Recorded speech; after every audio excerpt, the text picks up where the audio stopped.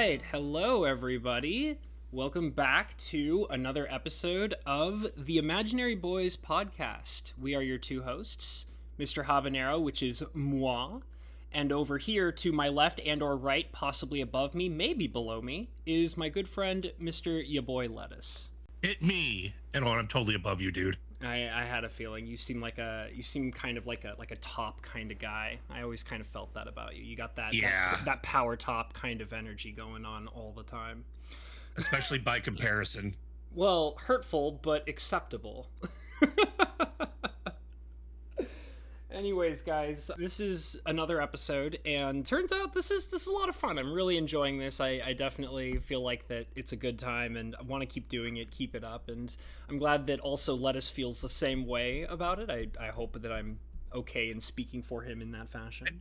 No, actually, there was a conversation I had with my kid who was like, why don't you do these more often? And I'm like, schedules? Yeah. And life? Schedulings, and like, I don't know if people really want more than just the 90 minutes a week. Mm-hmm. Maybe if we get some... Oh, go ahead. Sorry for interrupting. Maybe if we got some feedback or something, I'd feel a little bit better about it. It's just, I don't know. I think the once a week thing, especially if we try to keep to a schedule, is a good rhythm and pace. I think it's perfect. But I do enjoy the recording sessions with you. Yeah, me too, man. Like, this is legitimately a good time for me. I literally, no joke, I look forward to it each week at this point. I was definitely... Me too. Yeah, it's a good time.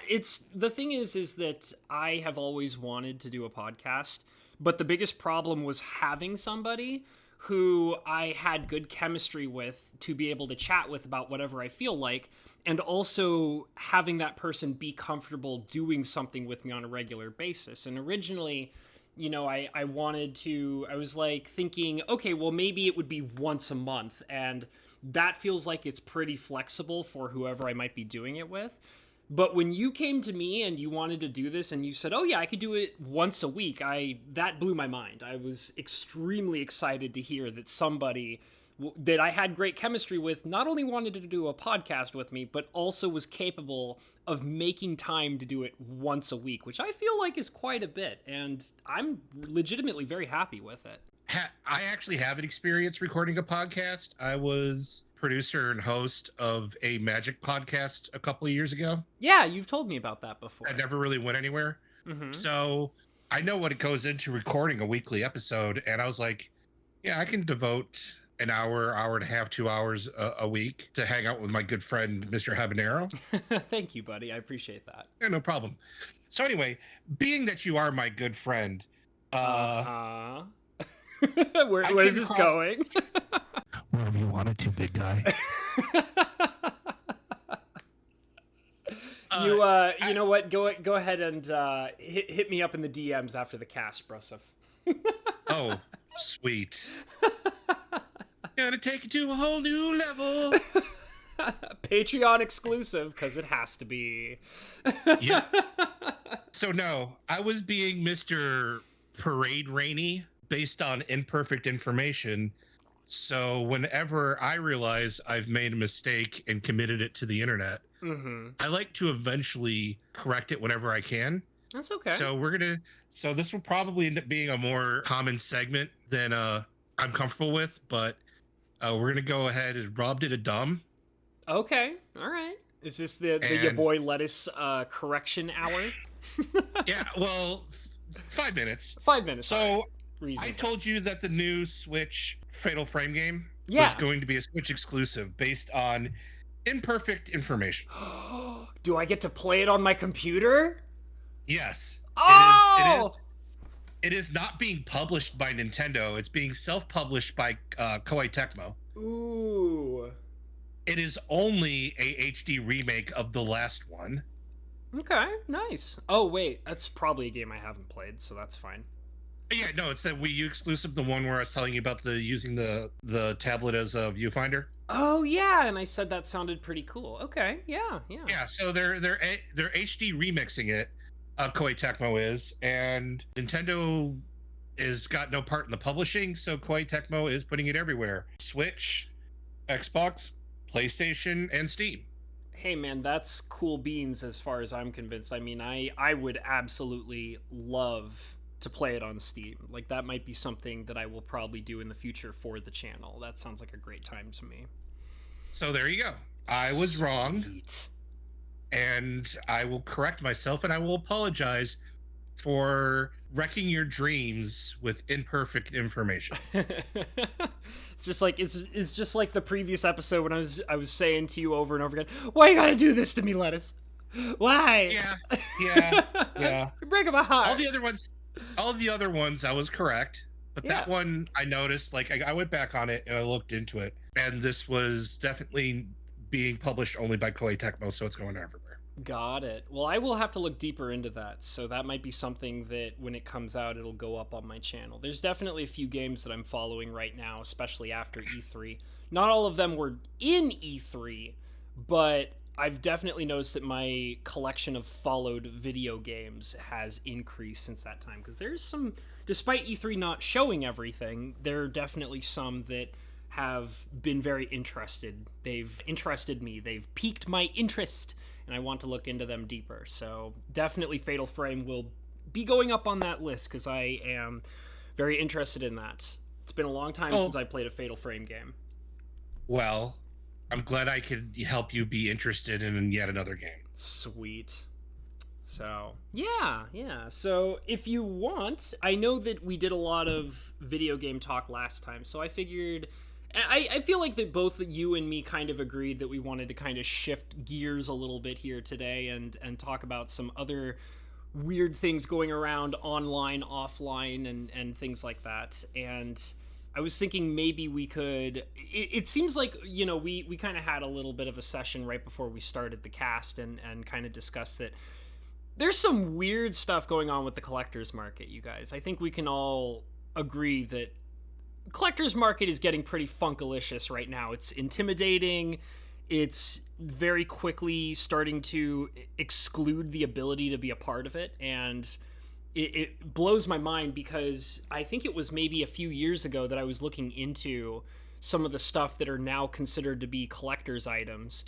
And you could buy them for, you know, $20-$30, some of the things that I was looking at. And now they're up in the, oh, you want to, you know, buy this video game that is from the late 90s, early 2000s? Well, you're going to have to dish out $400 for it. So good luck, everybody.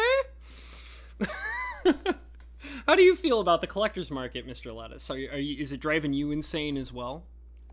No, because outside of it being as brash as it's been, right, and the timing in which it was timing in which it is brash, which just seems weird and kind of tone deaf. Mm-hmm. Tone deaf? Yeah, tone deaf. I've also kind of mostly ignored it. It doesn't apply to me. I'm old.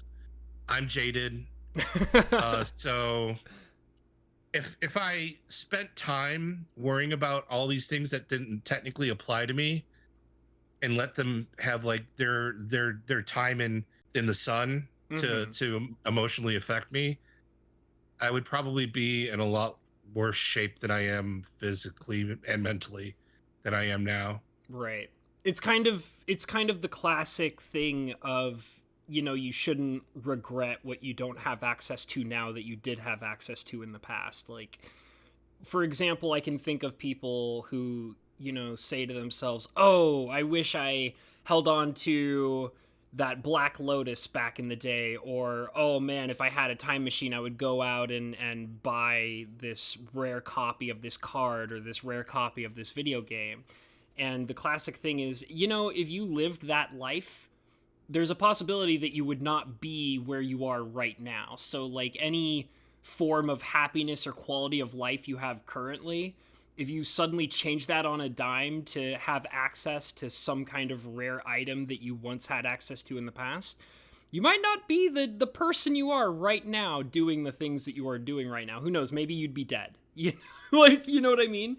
And I definitely agree with that sentiment. There are times where I feel like that I regret not having some of the things that I used to have access to. Like, I've mentioned a couple times in some of my playthroughs of the Pokemon games, I used to own pretty much every single Pokemon game, all the rare ones, and they were pretty much, most of them were stolen from me, or some of them were just lost over time.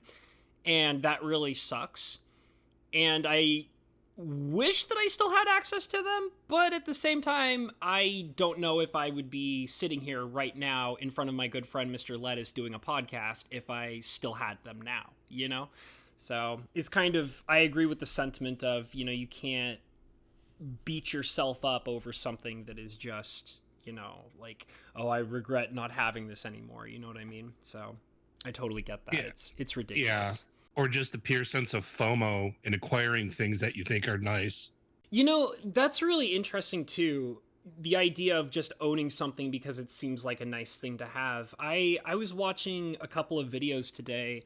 Apparently it's getting really popular for people to do reviews of other rich people or, people that just make a lot of money, and they do like house reviews and stuff like that. And I have been watching a few videos here and there of where people are going through, rich people's houses.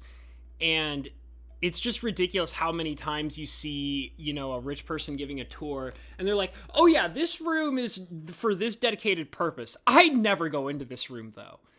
And all this stuff in this room, I never touch it. I don't actually live here. Like, this is not a thing that I do. Like, I know that you think that a house is for living in, but I have this house and I pretend to live in it, but I don't actually live in it. Oh, and this item over here is something that I never use, and I spent a ton of money on this, but it serves no purpose, and it's just, why? And I kind of see that with some of these collector's items, because it's like, it's a flex. Yeah, it is a flex, but at the same time, it's everybody likes to flex. Yeah, I just kind of see it as, for example, I have proxies for my Magic the Gathering cube, which, by the way, I have not touched in about 4 or 5 months. But I play with them,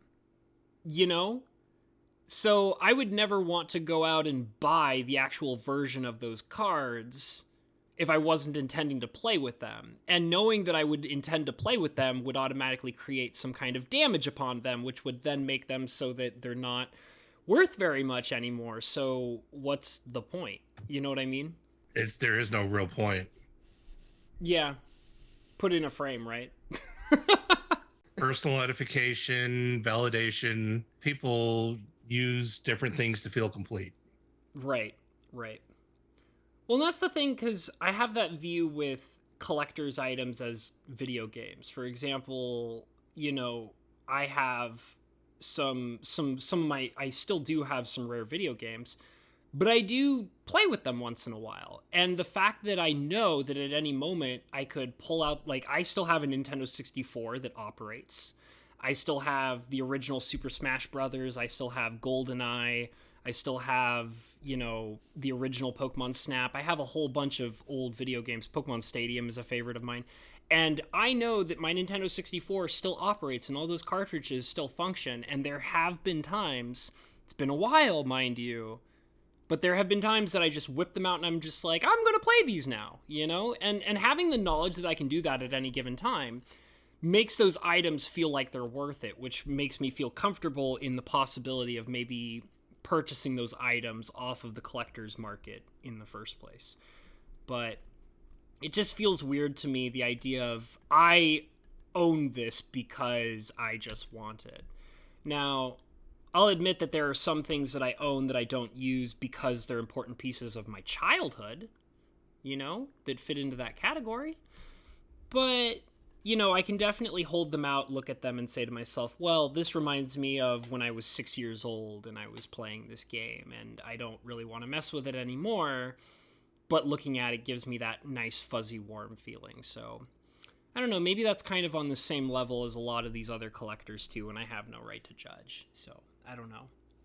Some, but there's also the value aspect. Parking money. Yeah, and it seems more and more people are using collections as assets, like value-based assets and commodities, more than trinkets and reminders of a childhood or a emotional piece that, you know, derives non-monetary value to your person. Yeah. I mean, I know it still exists. It's just, it's gotten rarer and rarer over the years, which is kind of sad that the world has kind of become what it's become. Right. Right. As far as these things go, where it's all about the monetary value. Yeah. But then again, I mean, this is the world we live in. You got to have that monetary value is just there. Yeah. I definitely find it. I've made commentary about this before, that one of the most depressing things to me is when I see, you know, I've seen pack opening videos on YouTube and stuff like that. And the most depressing thing to me is when somebody opens a pack and pulls like a Pokemon pack, a Magic pack, whatever it is. Digimon, I suppose. I've seen a few of those as well. And they open up a pack and they pull out the last card and they're like, "See this card? This is $40. And it's like, is it $40? Because it looks like a card and it has a name and it has things that it does and it's part of a game. But no, that's $40. That's, you know what else is $40? These two $20 bills that I pull out of my wallet. But they're not as cool, and they don't have playability, and they don't have, you know, intrigue and interest, and they're not part of a game.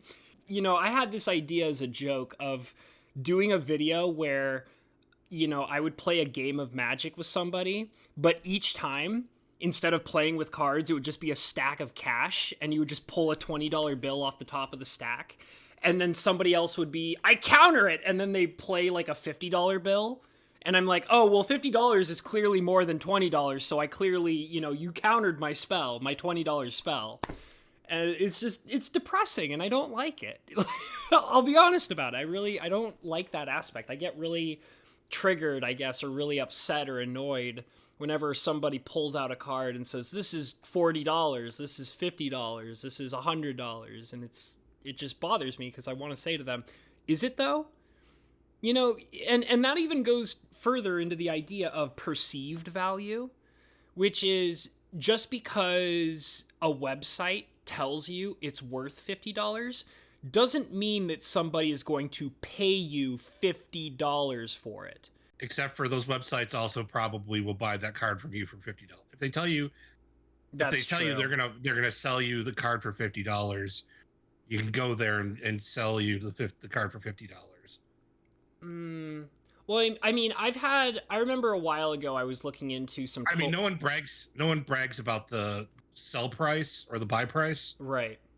Everybody's bragging about what they could buy it for. That's literally what I was about to say, is that when I've looked into Troll and Toad in the past to try and sell some cards, which I ended up not doing. And, you know, they would sell one card for $20, but they would be buying the card for like $5 or something like that. Yeah, somewhere between 7 and 10, depending on what their inventory is. Exactly. Used to have a relationship with some of the sellers at Star City Games. Given my role as a judge in the Magic community, I had gotten to know a lot of the sellers at Star City Games and a few of them at Troll and Toad. So I know a few of the guys, and I know how the mechanism works. Right. The people like on YouTube who open up packs. For a while there was a really big genre of YouTube videos where people would just play crane games. Really? I've literally never heard of that before. The quartering? The quartering used to do like crane games? Like where you go to an arcade. An arcade, and you throw some money down and you play the crane game. I've never seen it. Got his start in the crane game meta. I've never heard of that. I've never even seen that. You make me want to look that up and see some videos of it, because I've never heard of that before. This is where loot boxes became so prevalent. Right. Because I mean, if you look at a booster pack, what's booster pack? Yeah, well, I mean, we can all kind of agree at this point. Booster packs are the original loot boxes, right? Yeah, it's a physical loot box. Yeah. And so that's you kind of taking issue with people who are like, this is $40. Well, if they're doing it on a YouTube video, it gets views, right? it gets the money shot gets views. Yeah. They're, you know, they have a gambling addiction because that's what booster packs were. Even from the beginning, even before people didn't know what cards were worth, widespread. You'd open up a booster pack hoping to get the card you need. Right. Well, because at that point, it's, you know, you need to have the best game piece. It's not so much that you need the highest price tag, you just need the right game piece. And that was something that was chased after. But, I mean, the concept of hit and miss.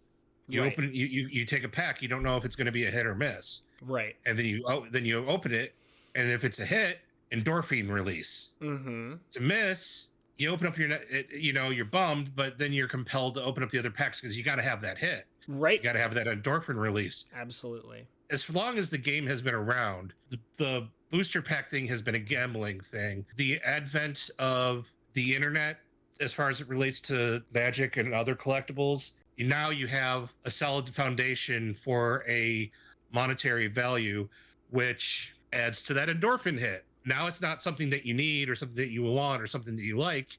It's something you need, want, like, oh, and it's got value to other people. So now I get something for me and I can flex on these other hoes. It's an investment. That's a whole other rabbit hole. Yeah, I know. that's the. I mean, we're gonna probably end up talking about that, but that's the other half. What we're talking about now is the busting open a collectible, publicly busting open a collectible, whether it be cards, whether it be like those random boxes that have random things in them. Right. These things are successful. People buy these things because of that gambler instinct, that endorphin rush that they get. Yeah. See, I've never personally been much of a gambler. I don't really, want to, I can go out and have fun and gamble here and there. I haven't done it a whole lot, but it's something that I can enjoy. But at the same time, I've always had the willpower to be able to step away and say no and not feel like that I am compelled to keep on gambling. And that's also, I feel like, over time helped me with Magic. Like, whenever I've had, whenever I've been with Magic, I would be able to say to myself, okay, I don't have the money for this, so I'm going to step away. And I can be able to step away for a year or two until I have the money and resources to be able to get back into it.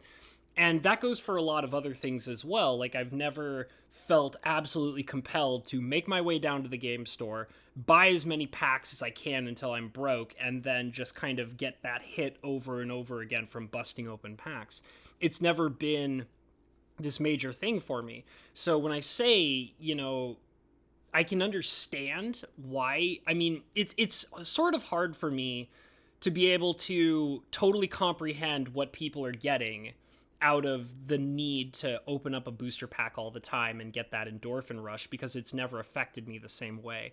But at the same time, I know that it is something that exists, and I know that people have to deal with it. So I guess I can sympathize, but I can't necessarily empathize with the idea because I can't personally experience it the same way as other people. So, you used to smoke, right? I did used to smoke cigarettes, but I only did it for a short amount of time. I used to do it when I was an early college student, and then I quit, and then I came back to it for about a year, and then I quit again, and I haven't touched it since then, even though sometimes I do crave a good cigar. But I've fought the urge. But I mean, it's the same thing as people who are addicted to cigarettes, people who get hooked on alcohol, people who get addicted to other things, whatever gives you the most, like, the best endorphin rush. People get addicted to that. Now, whether or not you have the willpower and fortitude to say, hey, this is actually detrimental to me, I need to cut down on this. Some people have that, some people don't. Yeah. Myself, I'm a high functioning alcoholic. I understand I have a craving for alcohol. I understand drinking that alcohol before going to work is a bad idea. Right. So you have the willpower to understand that, so you choose not to. Yeah. I'll put this aside and, when I get home, shots away. So I understand it, even though maybe I don't understand how people can let themselves go to the point where they've ruined themselves. Yeah. I don't necessarily understand that. I know how it can happen. Yeah, I think that sometimes what happens is that it's not only dealing with an addiction, but it's also dealing with depression on top of that, or dealing with rough living circumstances that kind of make people say, well, I can just escape it all and get into this. And that's where that problem comes from. Whereas with you, you're like, well, I have responsibilities. I actually have a life to live. So I can find ways to deal without it until I can have the opportunity where it's me time and I can enjoy it. You know what I mean? Right. Yeah. So that's where that happens from. That's what compels people to open up packs. Right. Just keep cracking them. Right. The people who opened them on YouTube found an interesting way to monetize their addiction. Right. And I can definitely say that a couple of the ones that I watched, there's a couple that pop into my mind right away. One of them, actually a few of them, actually do have gambling problems, and they sometimes even joke about it. They'll joke about it. They're like, "Yeah, I have a gambling problem. I know when I get out of control." You know? So, right. Yeah, I definitely can understand that. The idea of them finding But they understand if they film themselves doing it and they react accordingly. Right. Their audience can live vicariously through them. That's kind of the story of people doing, like, you seeing people on YouTube. Mm-hmm. They show their rare and they go, oh, look, this is $40. I spent $3 on this pack and I got a $40 card. Woohoo.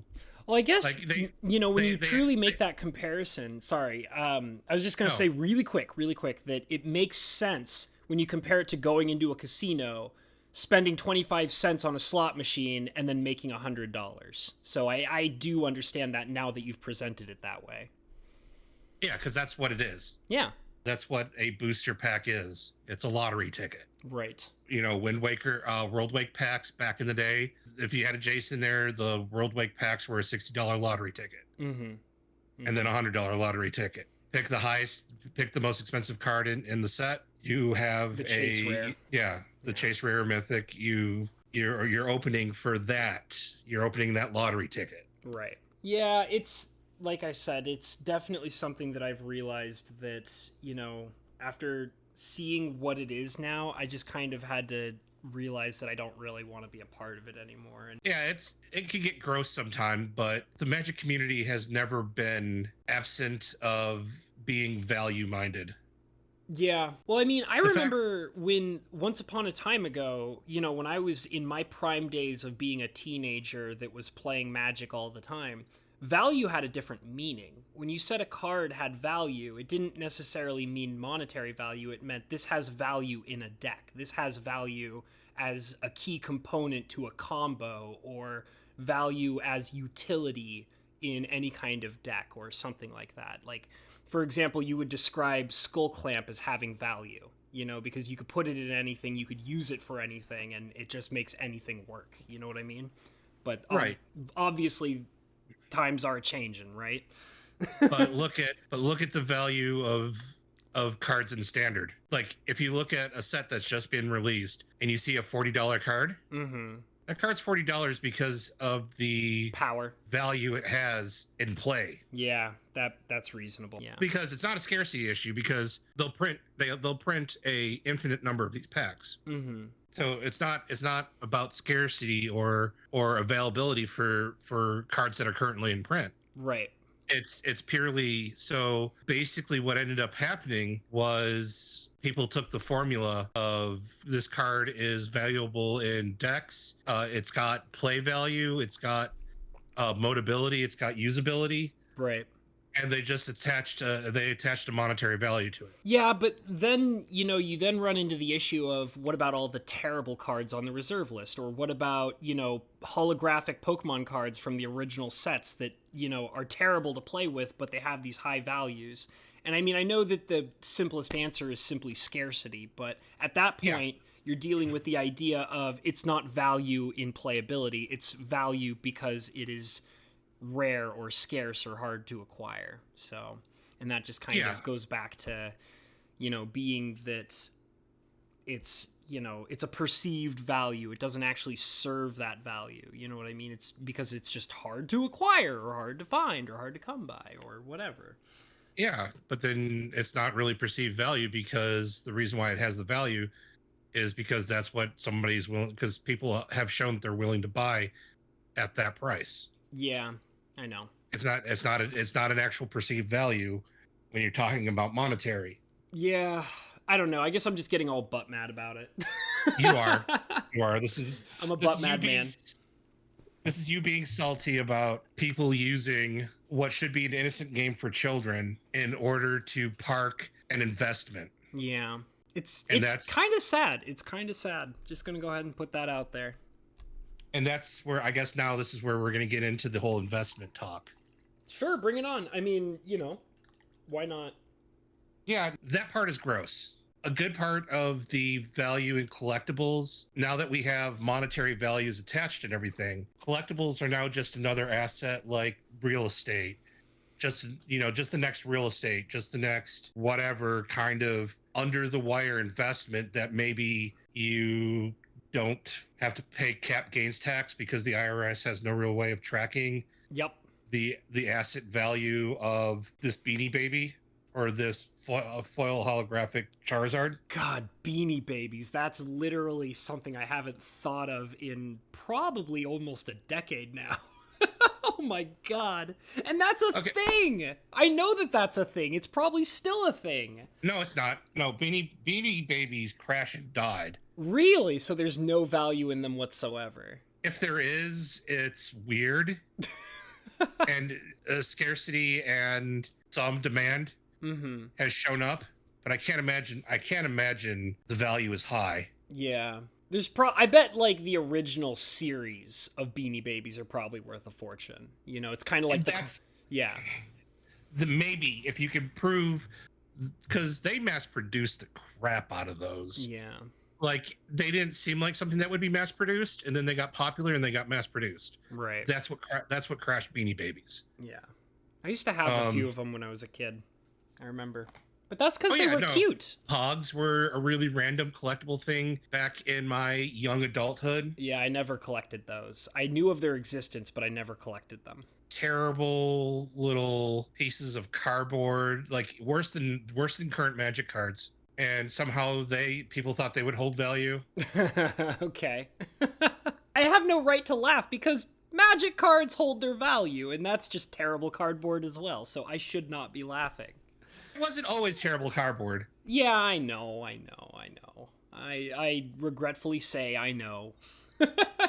And the cards that are worth a lot of money are from the era when the card quality was actually livable. Sure.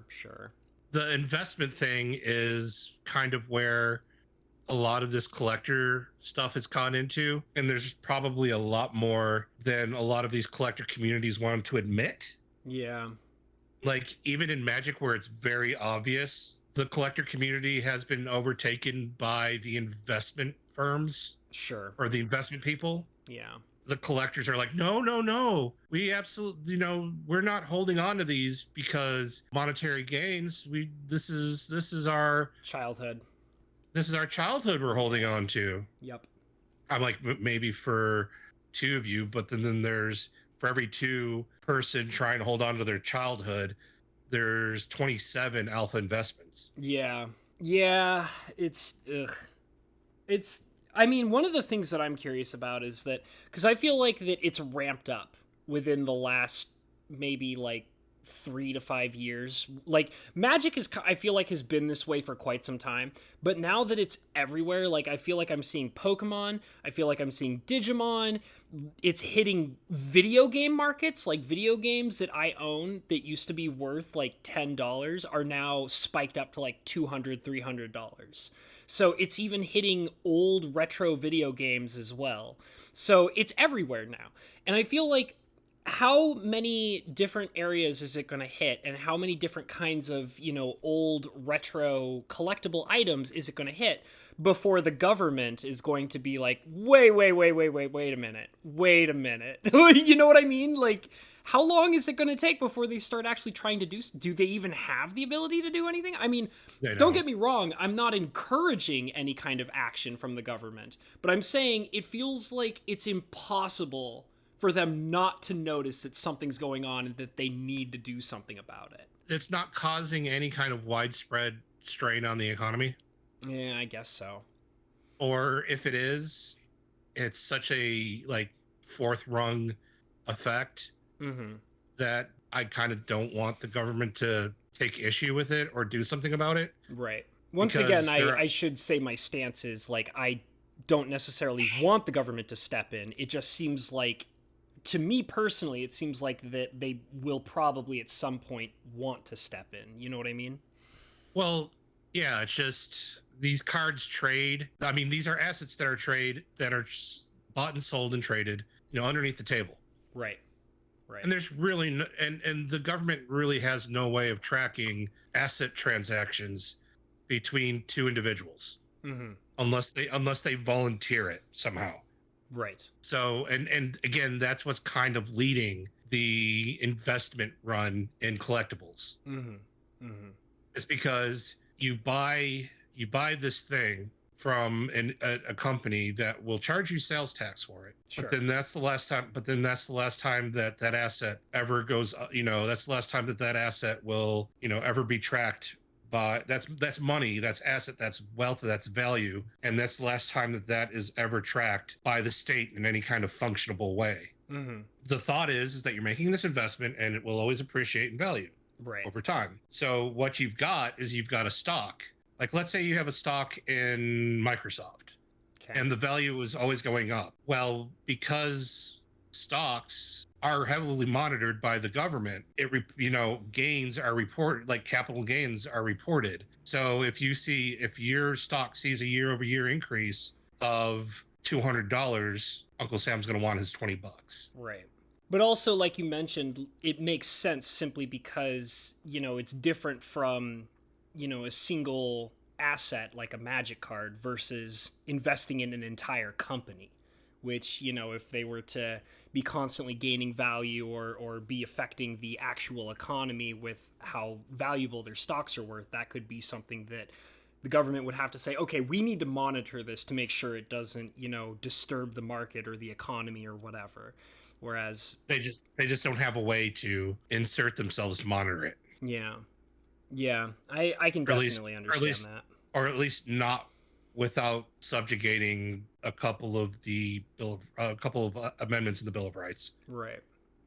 So yeah. So that's what these investors are doing. It's a low risk, low reward investment because the appreciation very rarely spikes unless they do something shady. Right. And they're always looking to do something shady. And that's where it cripples the player community. But at this point, it's been part of the game for so long that, yeah, if you're willfully trying to participate in the secondary market in order to play formats that are supported by the secondary market, you kind of have to realize that's the experience you're paying into. I was right there complaining about it all the way along, and I got tired of it because I was like, if you wanted to really stick it to these investors, stop playing Legacy. Yeah. Stop playing Modern. You want to stick it to these investors, cut the demand on those assets, and watch as the value tanks. Right. Well, that's kind of, in all seriousness, that's what kind of happened to me and my involvement with the game and things like that, is I kind of said, you know what? I directly, on my own, as a singular person, don't have the ability to directly change anything. However, I can recognize that this no longer makes me happy, and I don't want to be a part of it, and I don't want to feed the problem with my own, participation in it. So the only way to please myself, this isn't an attempt to crash the market, this isn't an attempt to, ruin whatever the game is or the investments or whatever. I had to make the choice to realize that I was unhappy, and I needed to remove myself from it. And once I did that, I kind of stopped I told you before, I haven't played Magic in 4 or 5 months, man. And I'm okay with that. I'm literally okay with that. I don't feel like I miss it.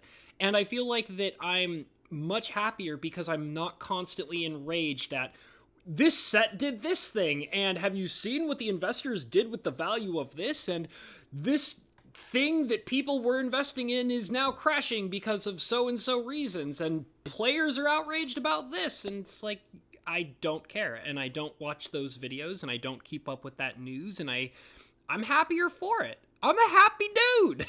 I'm a happy dude now. So so that is the thing, is these investors get into these collectible things and they see maybe not meteoric, but definitely constant appreciation in value. Mm-hmm. So it's a value increase that almost never gets taxed. Right. That's where that's why they are a problem. Mm-hmm. Mm-hmm. There's another interesting thing that has come up collectors wise that I'm hoping maybe you can explain it to me, because I don't understand it at all. Okay. NFTs. Oh God, yeah. I don't. Okay. Okay. Yeah. Goodness, this goddamn rabbit hole. Okay, so my understanding is that NFTs are digital items that were available just widely in the ether. Sure. Where they could have been replicated end upon end upon end upon end upon end upon end. Mm-hmm. Somehow they have intrinsic value now. Yeah. Well, isn't the concept that the creator of the quote unquote NFT or the artist can basically say, this is the original code that I had created when I was creating this item, and I will sell you this specific piece of code, unchanged and untampered with, for a specific set amount. And then the idea is that whenever the image is saved or replicated afterwards, the code is changed. I'm not an expert on this particular. I'm sure that if I were to contact my father, he would probably be able to shed some light a little bit more on it. But I want to say that I think that's how it functions, is whenever you're saving the picture, you're somehow changing the code of it in some way or another. Okay, that's fine. Right. If it's something that you created after a point in time like today, if it's something you created and something that you could have stopped from being copied over and over and over again before you sell it. Mm-hmm. But people were selling things like Twitter posts from years ago. Right. As I've NFTs. I've also seen that, yeah. As NFTs. And I'm like, this is a scam, yo. This is, you're getting fleeced. Shut up and give me the money. The Internet Wayback Machine exists for a reason, yo. Yeah, I kind of understand it a little bit, but at the same time, it does seem like it's a big mess that doesn't seem stable at all. You know, because... okay. Mm-hmm. So, background time. I was an adult, a very young adult, during Y2K. Sure. And the .com bubble burst. Mm-hmm. Mm-hmm. I was working in the field. I've been in IT and stuff and web development and stuff my entire life. Right. From about the age of 17 onward. So I've been doing this a long time. I remember the .com bubble. Right. Where everybody and their mother rushed out into the internet to make a website. And just having a website was apparently enough to be a millionaire. Was that based on... Because, I mean, so... I should also give some context. I was a child. I was a child during... What's that? It was based on nothing. Okay, that's literally what I was about to ask. So you want to know what happened in about 2003, 2004? Everybody was trying to pay back their loans. Investors were pulling out like they were strippers named Candy. Okay. Because everybody realized if you multiply the number 0 by a large enough number, you still get 0. I don't know about that. No, that's what happened. That's what happened to the that's what happened in the .com bust. Yeah. Was at some point loans became due and investors started looking, hey, we're really looking for that return on investment you were promising, guy. Yeah. How are you making money? And they're like, the internet. Checks in the mail, bro. Got it. We want more money. Give us some of that internet money. Yeah, it's like, their answer was the internet. And then everybody was like, No, you fool, you actually have to sell something. so everybody, a lot of people kind of lost their shirts. A lot of websites folded. A lot of crap just kind of was memory hold. Yeah. It's actually funny. I have memories as a kid of my father discussing this with me. And I swear I remember as a kid him telling me, he's like, don't these people know that they have to sell something? Yeah, no. It was the funniest joke in the world. Everybody was like, we're going to be on the internet. We're just going to get all these users. We're going to make all the money. The companies that survived the dot-com bust realized that you can monetize your users' data. Yep. Yeah. And that's why we're in the pickle we're in today, where everybody is like, my privacy. And I'm like, nah, fool. You gave that up.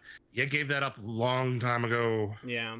And that's definitely something that's pretty interesting. Like, as a person who made a huge effort for a long time to kind of stay away from social media because of my privacy, I kind of had to come to terms with the fact that, you know what, I can control to a relative degree how much information I'm giving out at any particular given time.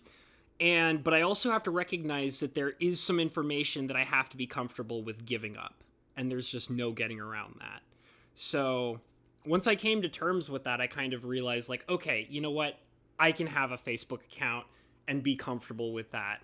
I can have a Twitter account and be comfortable with that. I can have my YouTube account and be comfortable with that because, you know, You can shop at your grocery store. That's true. It's true. Yeah, you want to know who's some of the biggest violators of your personal data and information as far as making money on it? Probably the websites I just named off. No. You go to Walmart. You walk into Walmart. You buy stuff. You know, it's funny. It's funny, Mr. Lettuce. I have an application for Walmart on my phone, and I have very much recently noticed that they have been paying attention to various different purchases that I've made recently. And I've been getting more and more, you know, little notifications on my phone about things that I've purchased and what I might be interested in and things like that. So no, I'm not talking something obvious like you went to walmart.com and did your shopping. No, I'm just literally talking about walking in the store. Because I don't shop on Walmart using my phone. I just have my phone on me when I go into Walmart to go shopping. Yeah. They know. They know. My phone knows. Yeah. Every time you go into Walmart and you pay with your credit card, they have a name on. They have your receipt and they have your name on it. Yeah. They can't legally keep your credit card number. Right. But they have John Doe bought, you know, a box of condoms and some Yoo-hoo. Yeah. They're going to sell you.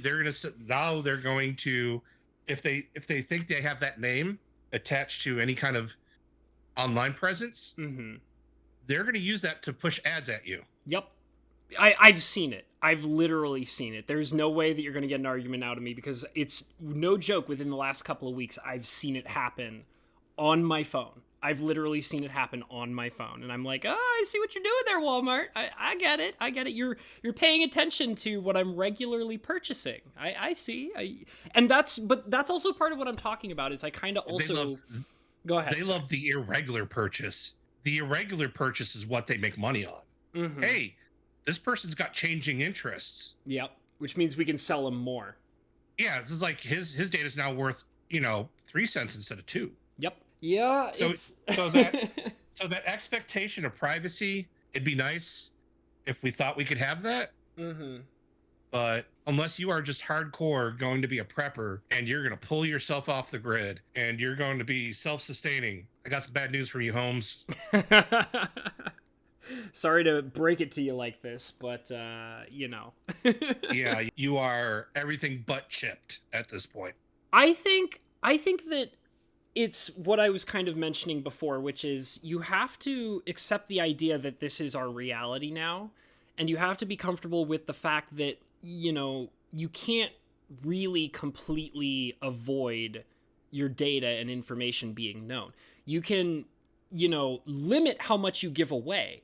For example, I as a person who's trying to have a better presence on social media, it's actually difficult for me to, I don't have a brain that functions as a person who wants to keep constantly posting things about what I'm doing every day of every hour, and it's weird to me trying to post pictures of myself or trying to say what my thoughts are on social media, whether it's Facebook, Twitter, whatever. And I mean, there are times where I say to myself, okay, that's actually pretty healthy, because I'm not constantly giving out all this information and data about my personal life. But also at the same time, as a person who is actually trying to make an effort to have a better social media presence, it's also difficult, because I have to come to terms with, do I want this private information out there? Do I want people to know what I'm doing for the purpose of, having a little bit more traffic towards my YouTube channel? I kind of have to balance it out and kind of figure out what I'm doing. And I think that overall, for everybody, not just people who are, social media influencers, content creators, website runners, what have you, I think for everybody in general, people that do that stuff, as well as people who are just living their daily lives, they kind of need to pay attention a little bit more to, is this going to benefit, my overall well-being? Is this information relevant to, what I'm doing at any given time? Or, is it helping other people out to get to know me better? Is it maybe too much information? I think the most important part too is also, can this information be used against me in the future? Maybe think about that one a little bit more before you post it on Facebook and Instagram and Twitter and all that stuff. You know what I mean? So I think coming to terms with the idea that there's no way to get around it. This is the world we live in now. But also being personally responsible of the data that you do have control over is also equally important, That's how I see it. Right. So circling back on the NFT thing. Yeah. It kind of caught my attention when the ones that I kind of noticed was one of the NBA card companies, I think it was maybe Topps, was selling or basically replacing the sports card concept, which died long time ago. Sure. I thought it had a resurgence recently, didn't it? Aren't people buying sports cards again? I mean, possibly. I don't involve myself in the local collectible store owner's life. Neither do I. As much as I used to. Right. But, 3 or 4 years ago, he got out of sports cards and comics because both were just kind of dead. Right.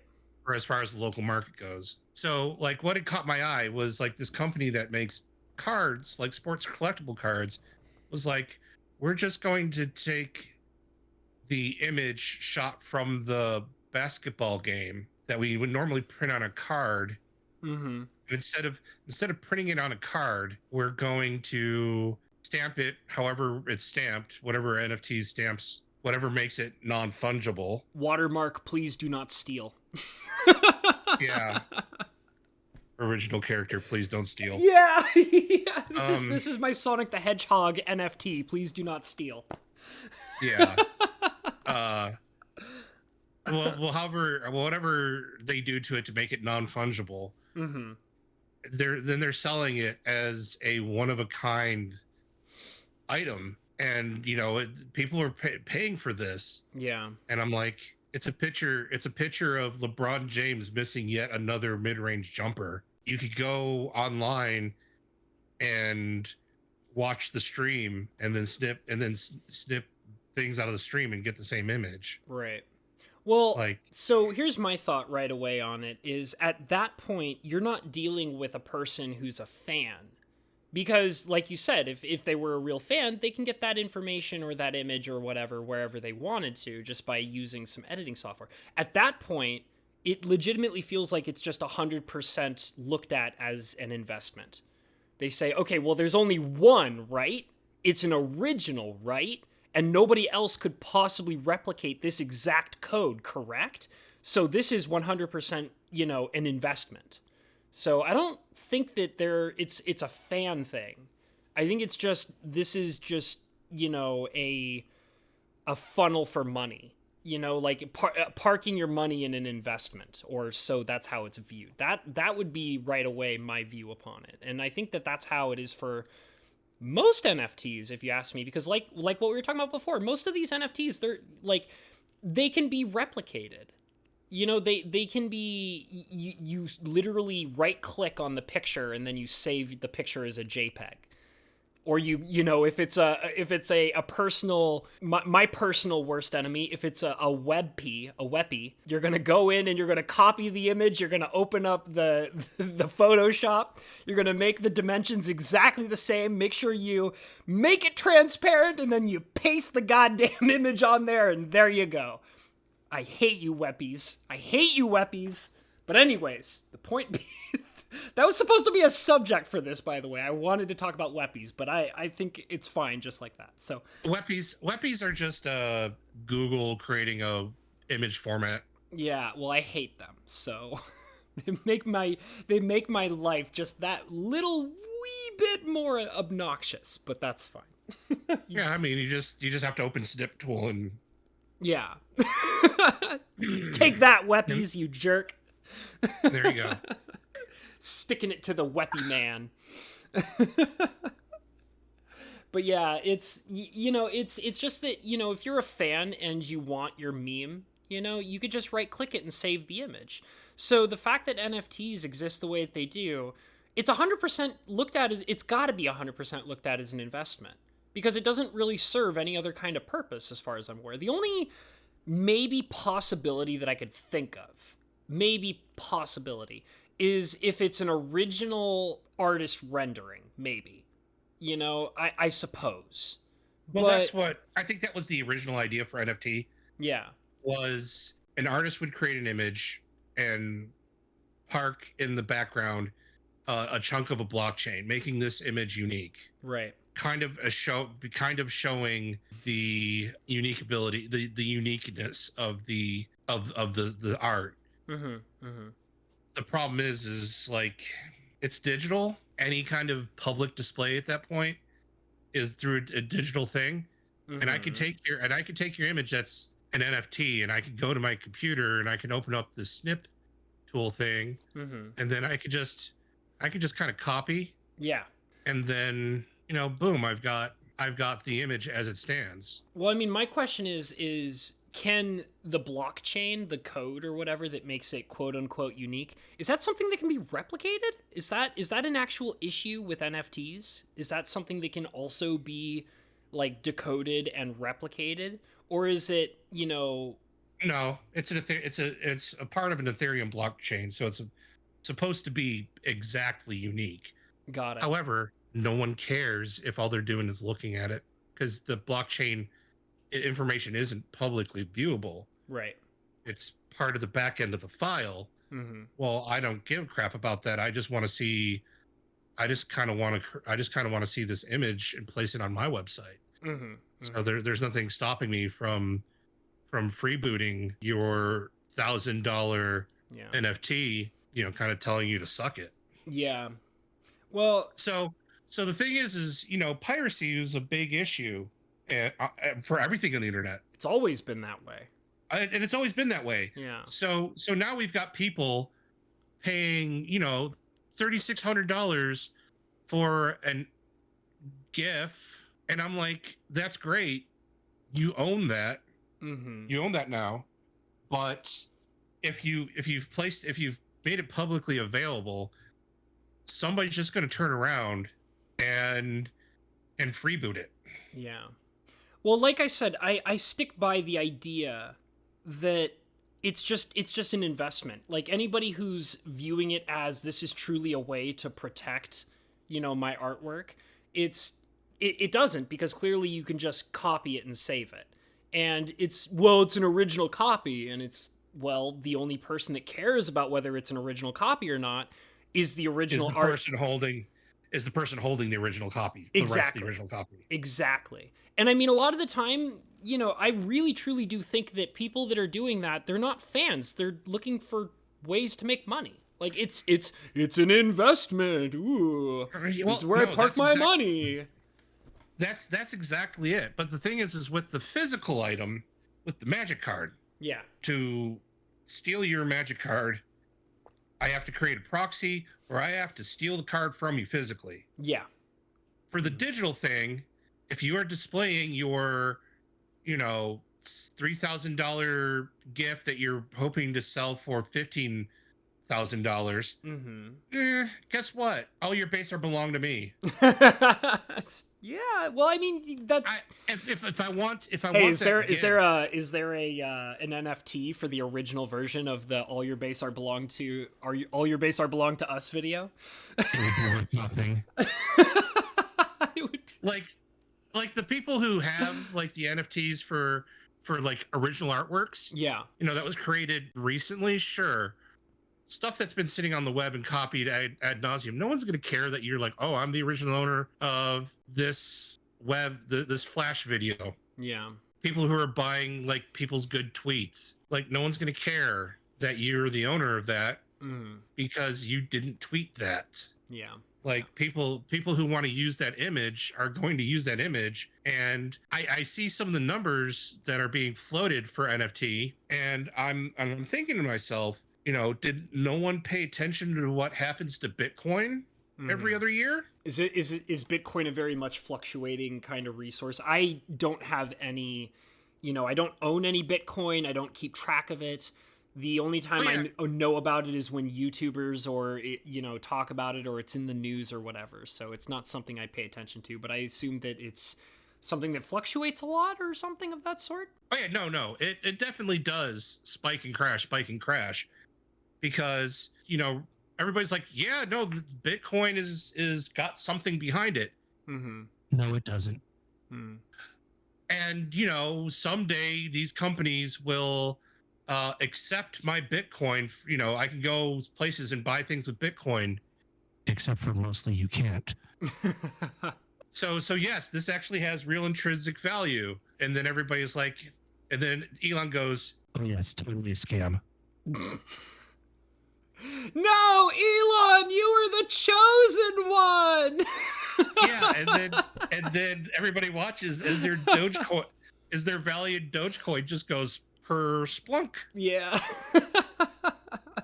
And you know what? This is that thing that your dad said. At the end of the day, you've got to be able to sell something. Yep. And there's no what did you have in what did you have in your cryptocurrency? Where's the backing? Yeah. Where's the physicality? No. Well, no. It's like it doesn't even have to have a physicality. What is the backing? Yeah. People complain about the fiat currency. Yeah, like for example, the eradication of the gold standard and stuff like that. Yeah. Fiat currency. Your dollar is worth what the U.S. government says your dollar is worth, based upon certain metrics. Other countries will agree or they will adjust. The backing of your United States dollar is the United States government, which, let's face it, has the asset. Right. They say, we say if you come to us with this dollar, we're going to look at you and say you have $1 worth of value. And no one's going to turn around to the U.S. government and say, no, it's not. You're wrong. This is worthless. Right. So at some point, someone is going to value that U.S. dollar at whatever the value of the one U.S. dollar is at that moment. Bitcoin. That ain't backed by a government. No. Bitcoin, what is the back? What is the backing? Where is the authority? If I have a Bitcoin or a piece of a Bitcoin, who do I go to convert? Right. I understand what you mean. Where do I go to exchange? Well, they have companies that are interested in lifting Bitcoin who convert at a tax rate. Right. It's a service that they're always going to charge. They're always going to nip each end off. That was something that I was genuinely curious about, is who do you go to because they're like, oh, well, a Bitcoin is worth what, like $30,000 or something. Who do you go to who's going to pay you that amount for that singular Bitcoin? Who do you go to? The wallet organizers, like the crypto banks, basically. Okay, so that is okay. Problem is we want to know what happens when crypto crashes. The banks don't have the money, and everybody tries to cash out. Yeah, I was literally just thinking, I bet that if everybody who owned a Bitcoin right now, everybody who owns Bitcoin, like any amount of Bitcoin, were to go out right now and just sell off all their Bitcoin just to like get all that cash, man, we'd be in a very interesting place right now, wouldn't we? We would have a very interesting economic situation, I would believe. The first person would get full value. The second person might maybe get for full value. By the time you're at the fifth person, there would be no money left. Yeah. I don't know. It's very sketchy. It doesn't make a whole lot of sense when you start really trying to carefully analyze it. It's why they encourage you to hold. Yeah. Have diamond. It's why they're telling you to hold, to have diamond hands. Yeah. Like as things are crashing, they're like, have diamond hands. Be the sucker. What's the term? I guess sucker. I guess we'll be the sucker. Sucker sounds pretty accurate. Be the one willing to eat the soggy biscuit. Be the guy holding the bag. Yeah, be the guy holding the bag. Yeah. You're holding the bag. You want to eat the soggy biscuit. Risked it for the biscuit, and all you got was a soggy one, huh? Yeah. Yeah, these investors, they're wild. And the problem is like, given these economic times, investing in digital things like this just sound like a great way to get wrecked. Yeah. Well, especially since, it's like what we were talking about before. The collector's market is getting weird, and NFTs are just making it even more strange. And, it's the internet's a weird place right now, especially economically. There's no getting around that. Yeah, if you had a tangible good, maybe it's understandable, but the people who have the money to pay the wisest people the most money in order to protect their digital content in the digital age has never figured out how to stop hackers without getting the law involved. Yeah. And hackers don't give it, like real hackers, real pirates, you can DMCA them all they want. They think they're above the law. Yeah. And to be perfectly, if you ask anybody in any of the recording industries or TV or anything like that, they'll say, yes, it's our tool, but we also it's our tool. It's the best tool we have. It's also like widely inconsequential at the end of the day. Yeah. Because, if somebody really wants, like if a hacker that is good at what he does really wants to dip himself and be involved in that and take advantage of it to the best he can, he'll do it. He'll do it. He'll put in the effort. If he really wants that, he'll do it. It's there's not 100% security on those kinds of things. Like you can't get around that. When a bit becomes a minute after a bit of data becomes public, it's been replicated far too many times to even feasibly take down everything. Right. And the minute you think you've got everything, you missed one, and you got to start all over again. It's kind of like tumbleweed eradication. You missed the one seed, a full torrent of tumbleweeds. Yep. That's why I think this investment in this collector craze, it's hit digital objects. Yeah. Like I used to laugh at my friend for thinking video games are going to be collectible because silly teenage me thought the video game companies were going to do a good job making their software always playable. Right. Which has not exactly been the case. Nope. But in the era of the NES and SNES, when you saw things kind of moving over, people made like the little NES thing for the Super Nintendo. Yeah. Where it's an adapter that plays NES games and Game Boy games and stuff like that for the Super Nintendo. Yeah. I was like, yeah, I mean, if Nintendo just keeps making, backward compatibility hacks for their systems, they can sell this cart ad nauseum or the software ad nauseum, and there's absolutely no way this is ever going to maintain any real value. Like nothing feasible, nothing outside of like a high-end collector thinking like, he's one, because I don't think scarcity is ever going to be an issue. I don't think demand is ever going to be that big. And I was wrong. I've seen video game carts, even from the SNES era, like fetch like the rare ones in good quality rare with the box and everything, where it makes a display piece. Yeah, I've seen that go up. But again, that's a physical object. Yep. There's nothing backing these digital objects. Well, I mean, There's nothing, you can just there's nothing, assume that eventually they'll have to come down, like, because there's so much that they're at risk for at that point, you know? yeah, so I'm seeing like millions of dollars being spent on this, and I'm like, this is what inflation looks like.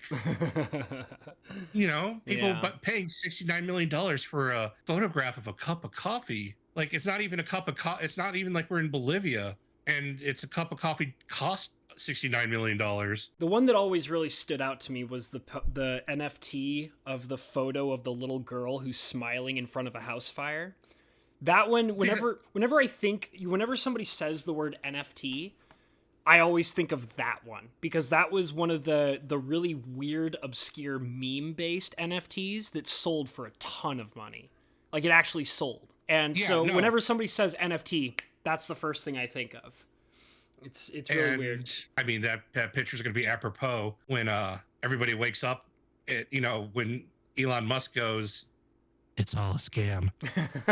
You're going to be that guy holding the bag, Mr. Girl Fire NFT.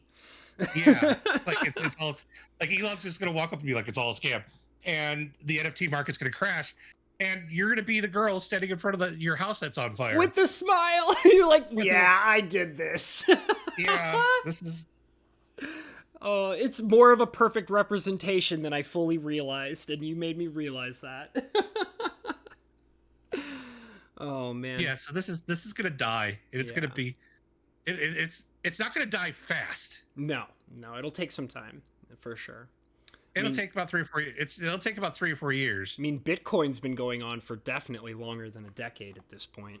So. Yeah, but Bitcoin is Bitcoin has this kind of obvious cycle to it, to where like any kind of like third like long distance observer would be like, oh, Bitcoin's back. Oh, Bitcoin's back. There's a bunch of people who didn't learn their lesson the last time. Yeah. Huh. Well, buddy, we do actually have to wrap it up. It's okay. Yeah.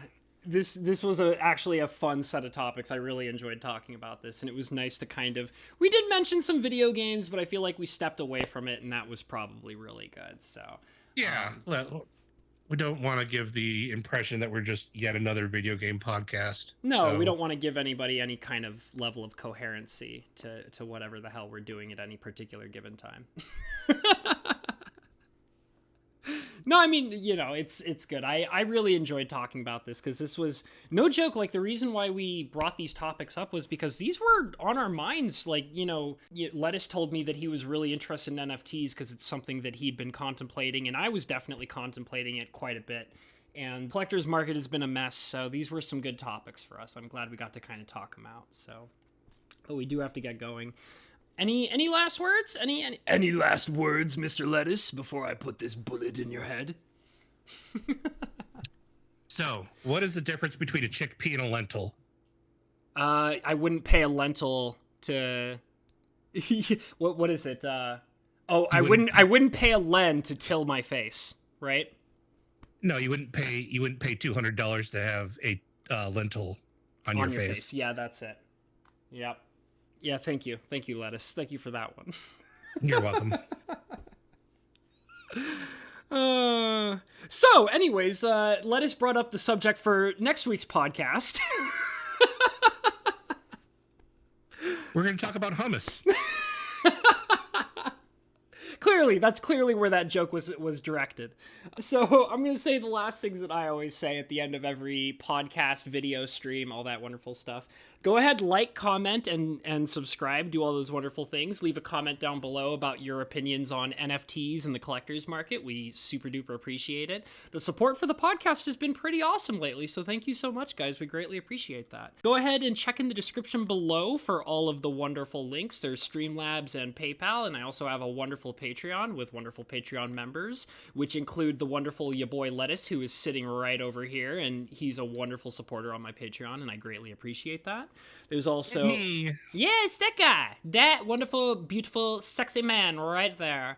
And there's also the wonderful, beautiful, sexy Bo Falcon, the wonderful, sexy, beautiful Fajouk Enterprises, the wonderful, sexy, beautiful James P, and the adorable little lady Miss Rebecca. Thank you so much, wonderful Patreon members, for supporting me in all the things I do. Also, all of the wonderful support that you guys are giving me are allowing me to buy some new equipment, which will be coming very soon. So I greatly appreciate that. Thank you so much.